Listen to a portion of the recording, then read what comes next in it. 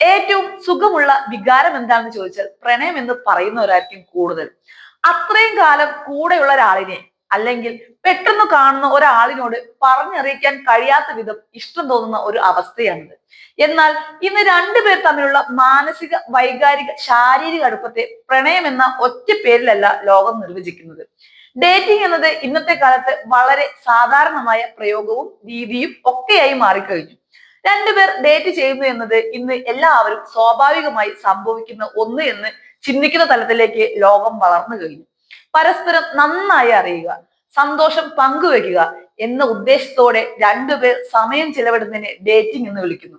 കോഫ് dating മുതൽ night dating വരെ ഇന്ന് പ്രചാരത്തിലുണ്ട്. ഡേറ്റിംഗിൽ അത്താഴത്തിന് പോവുക, ഒരു സിനിമ കാണുക, നടക്കുക, അല്ലെങ്കിൽ രണ്ട് വ്യക്തികൾക്ക് പരസ്പരം നന്നായി ഇടപഴകാനും പരസ്പരം നന്നായി അറിയാനും അനുവദിക്കുന്ന മറ്റേതെങ്കിലും പ്രവർത്തനത്തിൽ ഏർപ്പെടാം. ഇങ്ങനെയൊക്കെ ആണെങ്കിലും പുതുതലമുറയുടെ പല പ്രയോഗങ്ങൾക്കും ഒപ്പം ഓടിയെത്താൻ എളുപ്പമല്ല.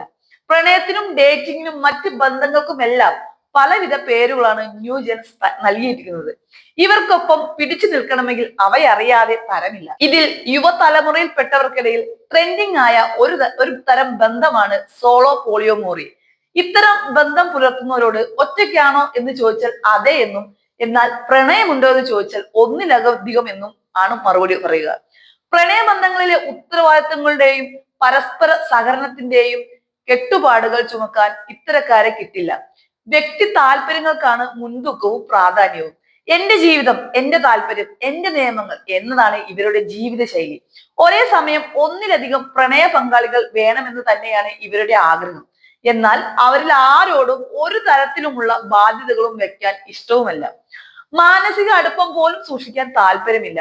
വിവാഹം, കുട്ടികൾ, സാമ്പത്തിക പങ്കാളിത്തം ഇതൊന്നും ഇത്തരം റിലേഷൻഷിപ്പിൽ ഉണ്ടാകില്ല.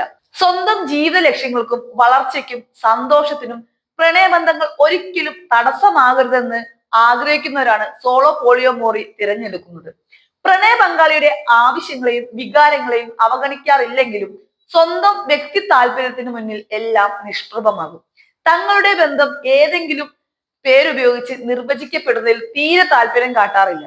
പുരുഷന്മാരെക്കാൾ കൂടുതൽ സ്ത്രീകളാണ് സോളോ പോളിയോമോറി ജീവിതശൈലി തെരഞ്ഞെടുക്കുന്നതാണ് റിപ്പോർട്ടുകൾ. സോളോ പോളിയോമോറിസ്റ്റുകൾ ഒരേ സമയം നിരവധി അടുപ്പമുള്ള ബന്ധങ്ങളിൽ ഏർപ്പെടുന്നു. എന്നാൽ അങ്ങനെ ചെയ്യുമ്പോൾ അവർ അവരുടെ ഏക ജീവിതശൈലി നിലനിർത്തുന്നു. അവർ ആരുമായും താമസിക്കാനോ അവരുടെ സാമ്പത്തികം പങ്കിടാനോ ശ്രമിക്കുന്നില്ല. സ്വാതന്ത്ര്യത്തിനും മറ്റെന്തിനേക്കാളും പ്രാധാന്യം നൽകുന്ന ആളുകൾക്ക് ഉറപ്പായും ഈ ഒരു ശൈലി ഇഷ്ടപ്പെടും. ചിലർക്ക് സാമൂഹിക പ്രതീക്ഷയോ കർശനമായ സമയപരിധികളോ ഇല്ലാതെ സ്നേഹം പര്യവേഷണം ചെയ്യാനുള്ള ഒരു മാർഗമാണിത്. പരമ്പരാഗത ബന്ധ സമ്മർദ്ദങ്ങളില്ലാതെ വ്യക്തിപരമായ വളർച്ചയിലും സന്തോഷത്തിലും ശ്രദ്ധ കേന്ദ്രീകരിക്കാനുള്ള അവസരത്തിനായി മറ്റുള്ളവർ ഇതിലേക്ക് ആകർഷിക്കപ്പെടും. കുലസ്ത്രീ പോലെ പരമ്പരാഗത ലേബലുകൾ ഇഷ്ടമല്ലാത്തവരും എന്നാൽ അതേ സമയം തന്നെ വൈകാരികമോ പ്രണയപരമോ ആയ സംതൃപ്തി ആഗ്രഹിക്കുന്നവരുമായ ആളുകളാണ് സോളോ പോളിയോമോറി കൂടുതലായും ഇഷ്ടപ്പെടുന്നത്.